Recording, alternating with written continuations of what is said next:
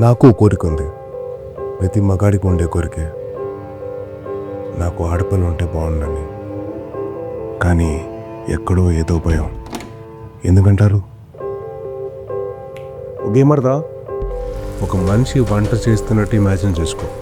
ఒక మనిషి కాలు మీద కాలు వేసుకొని కాఫీ తాగుతున్నట్టు ఇమాజిన్ చేసుకో. ఓ మనిషి బట్టలు ఉతుకుతున్నట్టు, ఓ మనిషి డబ్బులు పెడుతున్నట్టు. దేనికి ఎవరిని ఊహించున్నారో నీకు తెలుసు, నాకు తెలుసు. అందుకే భయం.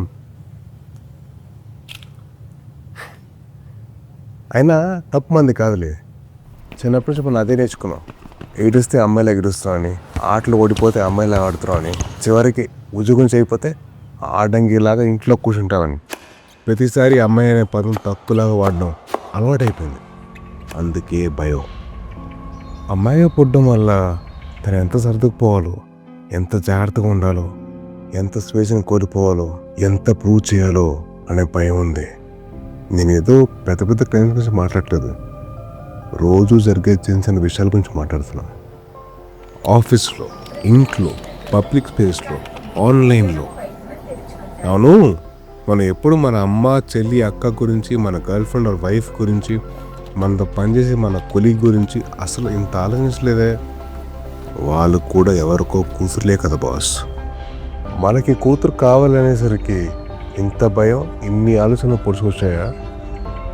అసలు నేను ఎందుకు ఇంత భయపడుతున్నా? ఈ భయం తగ్గాలంటే ఏం చేయాలి?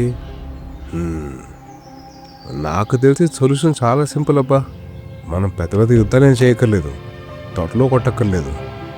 రోజు లేవగానే దుప్పటి మడత పెడితే చాలు, కాఫీ కప్పు సింక్ దగ్గర పెడితే చాలు, ఒక అమ్మాయి మాట్లాడుతున్నప్పుడు పూర్తిగా వింటే చాలు, అమ్మాయి పైకి ఎదుగుతుంటే అది తన కష్టం వల్లే అని నమ్మితే చాలు, కేరిన ముసుగులో కంట్రోల్ చేయకపోతే చాలు, మన కళ్ళు మన కంట్రోల్లో ఉంటే చాలు, అమ్మాయిని తక్కువ చేసి చూస్తే ఇది తప్పు అని చెప్తే చాలు. నాట్ ఆల్ మెన్ అని రాయడం కాదు, నాట్ ఆల్ మెన్ అని ప్రూవ్ చేయాలి. రాక్షసులు కొంతమంది ఉంటారు, మాట్లాడకుండా మనకెందుకు లేని దుంకునేవారు చాలా ఎక్కువ మంది ఉంటారు. మరి మనం ఏం చేయాలి? నిలబడాలి. వానర సైన్యంలాగా, మగాళ్ళలాగా నిలబడాలి.